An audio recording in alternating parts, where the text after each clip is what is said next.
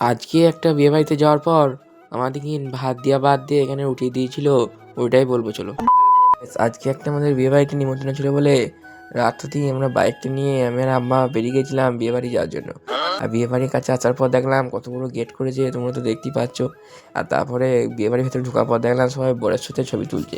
আর ওটা দেখার পর এদিকে দেখলাম যে কঙ্কালে ঢোল বাজাচ্ছে, আর ওইটাই অনেকক্ষণ ধরে দেখছিলাম। আর এইদিকে দেখলাম যে অনেক রকম স্টলও করেছে। আর তারপরে এই চায়ের স্টল থেকে আমি এক কাপ চা নিয়ে খেতে শুরু করে দিলাম। আর চা খাওয়া হয়ে গেলে এদিকে দেখলাম যে জুকারও চলে এসেছে। থেকে খানিকক্ষণ দেখার পর এদিকে দেখলাম বক্সের কাছে একটা লোক বেশি চুল খেলিয়েছে, সেই কারণে কেমন ড্যান্স করছে, তোমরা তো দেখতেই পাচ্ছ। আর কিছু কাজ ছিল না বলে ওর ড্যান্স বিহারি প্যান্ডেলের কাছে আসতে দেখলাম যে বউরা আমরা অনেক ছবি তুলছে, আর ওগুলো অনেক দেখলাম। আর প্যান্ডেলটা কত সুন্দর করেছে তোমরা তো দেখতেই পাচ্ছ। আর তারপরে এদিকে গলি পেরিয়ে চলে এলাম যেখানে খাওয়াচ্ছে ওই প্যান্ডেলটা কাছে। আর আসার পর এই প্যান্ডেলটা খুব সুন্দরই করেছিল। আর তারপরে আমাদেরকে থালা দিয়ে দিয়েছিল, আর থালা দেওয়ার পর একটা কলা পাতা দিয়ে কলা পাতাতে ভাত দেওয়া বাদ দিয়ে আমাদেরকে রুটি দিয়ে দিয়েছিল। তাই কি করবো, রুটিটাই ছিঁড়ে ছিঁড়ে খেতে শুরু করে দিলাম। আর তারপরে খানিকক্ষণ বলা কয়াতে আমাদেরকে ভাত দিয়ে দিয়েছিল।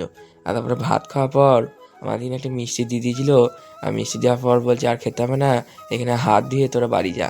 আর বাড়ি যাওয়ার সময় দেখলো যে ইউটিউবার মানুষ, সেই জন্য আমাকে একটা আইসক্রিম দিয়ে দিল। তাই আমি তাড়াতাড়ি করে আইসক্রিম খেতে খেতে বাড়ি যাই। তোমরা মিনি ব্লগ দেখার জন্য সাবস্ক্রাইব করো, বাই।